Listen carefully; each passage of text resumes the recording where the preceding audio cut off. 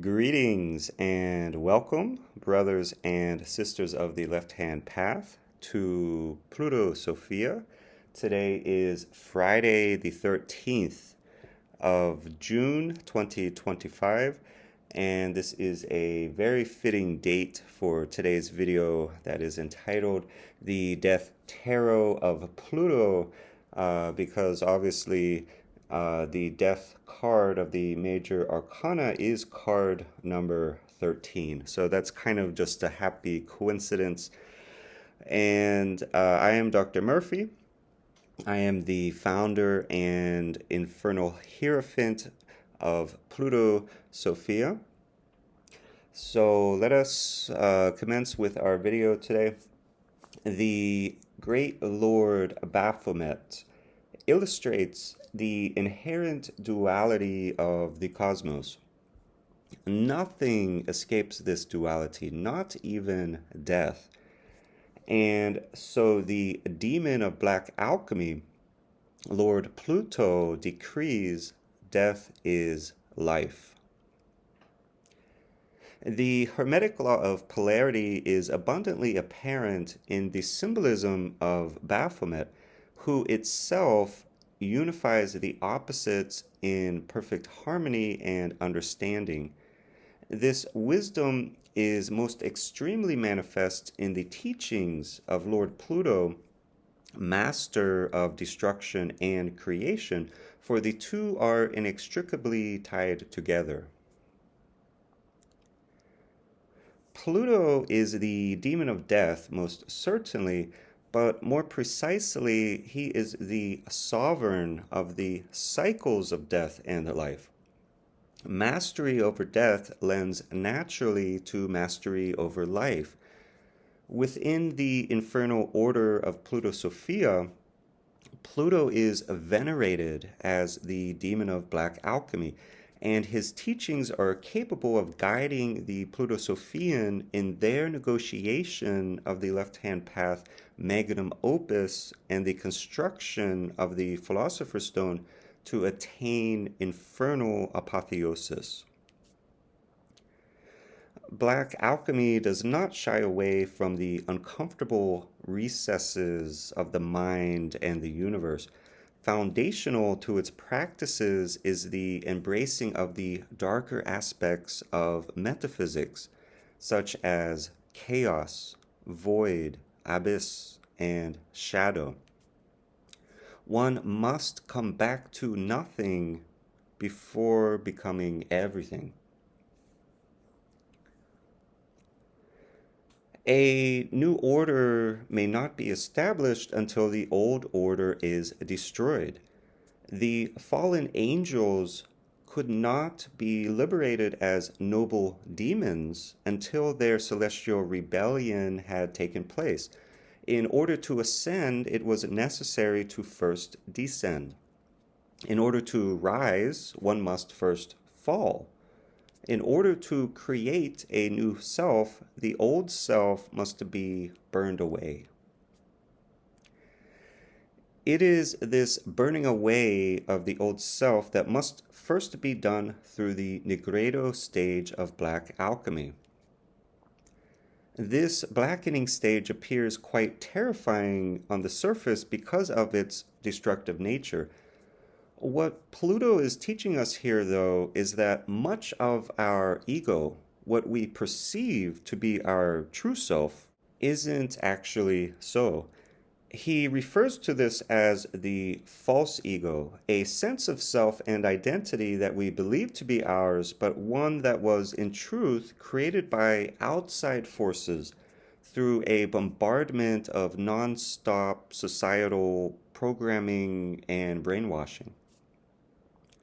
Certainly, there are some aspects of this constructed ego that are true to ourselves, but these parts are mixed in with other outside programmed constructs.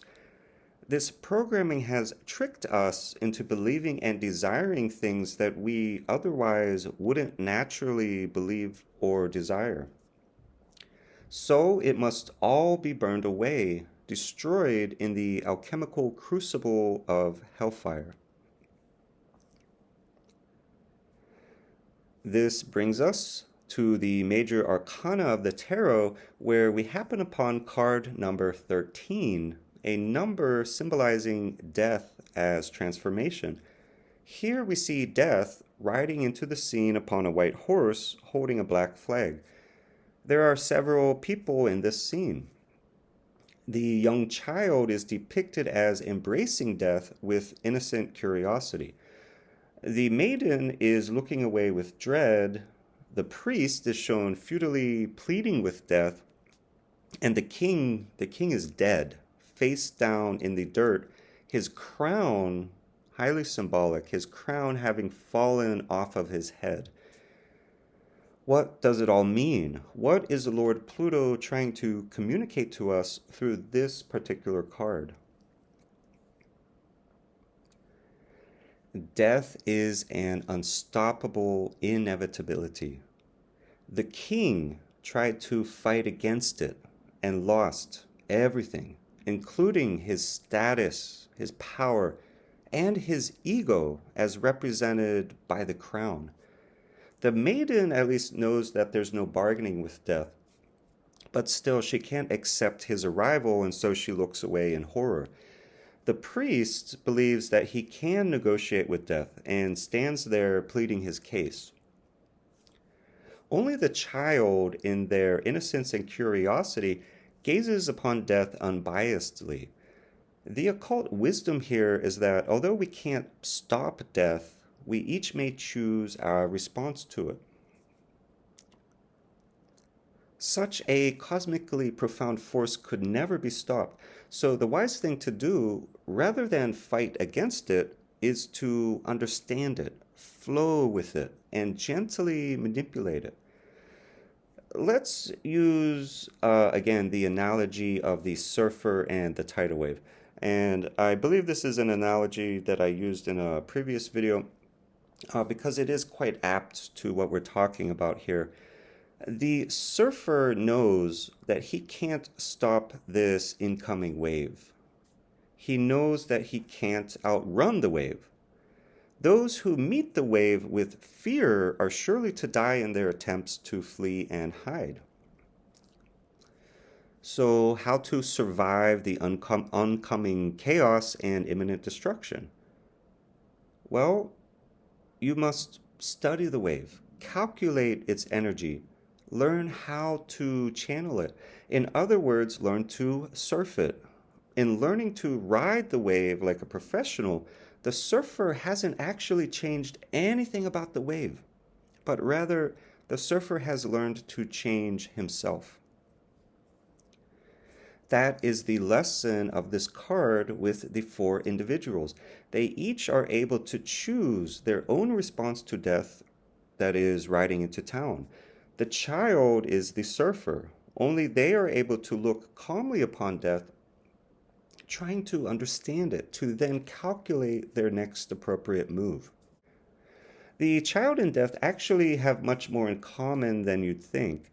Death is personified here as a skeleton, the bones symbolizing bare truth and purity.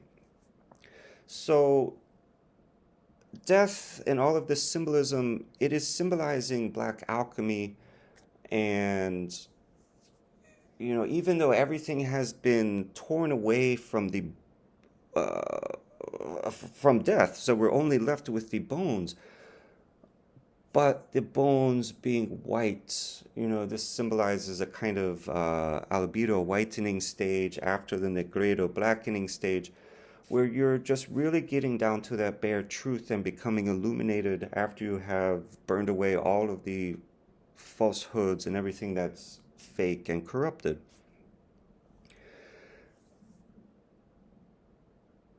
So the bones are, symbolizing what is left, the raw essential framework, and that which actually lasts and is foundational. So the child too, because of their youth, they have yet to be corrupted by the false programming of society. The link between the child and death is that both are pure and uncorrupted, able to view reality clearly and truthfully. Death is adorned in black armor because he's an invincible force, symbolized by the armor, that brings destruction, symbolized by the color black. He will bring the entire kingdom to rubble and ruin. However, this is not a card of despair like many think it is. For the white horse signifies new beginnings that will arise from the ashes. The flag is black, yes, signifying death, destruction, the void, the abyss, endings, etc. However, the five-petaled rose is white, symbolizing purity, life, and creation. The flag is balanced and symbolic of the magnum opus of alchemy. The five petals themselves correspond with the five elements of water, fire, air, earth, and spirit.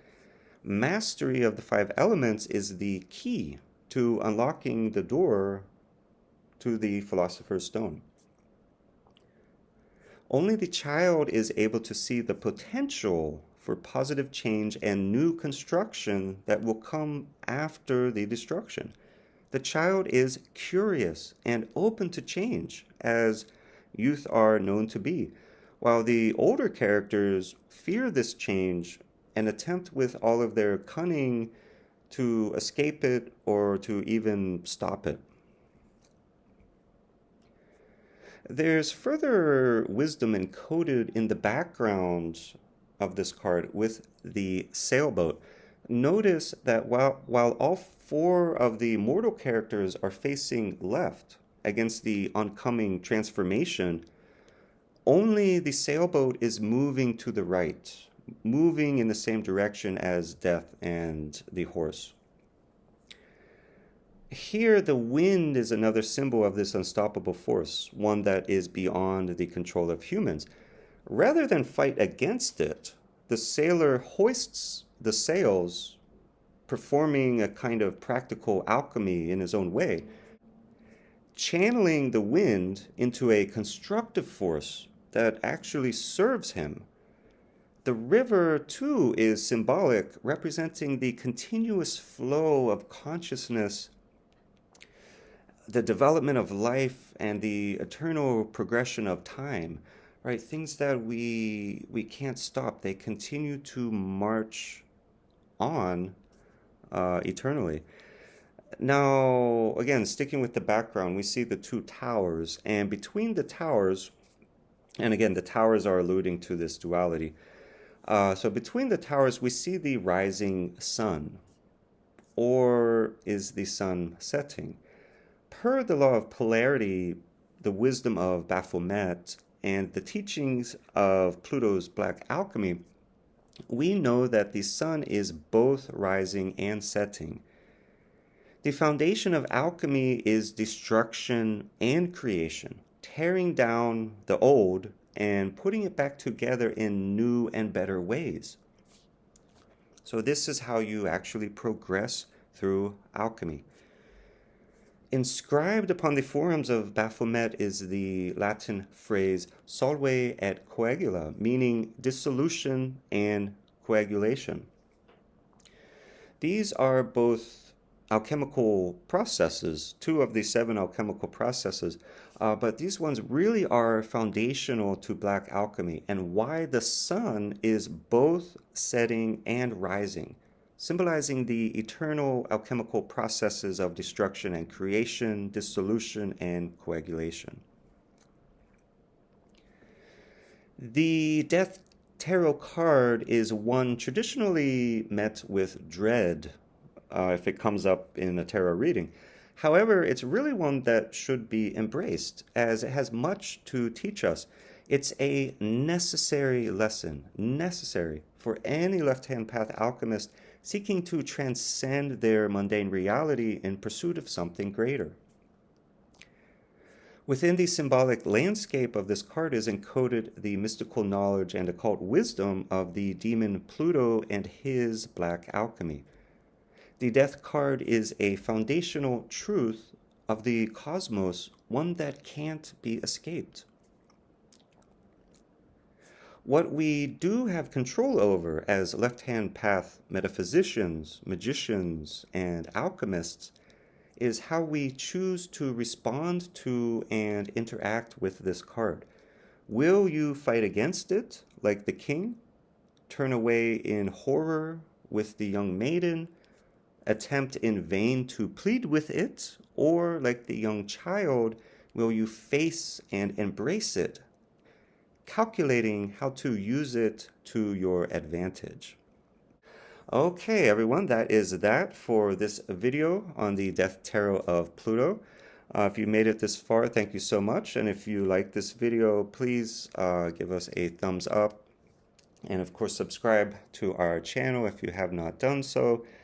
Also, as always, I encourage fruitful discussion and debate in the comments section. I just ask that you be respectful and well-mannered.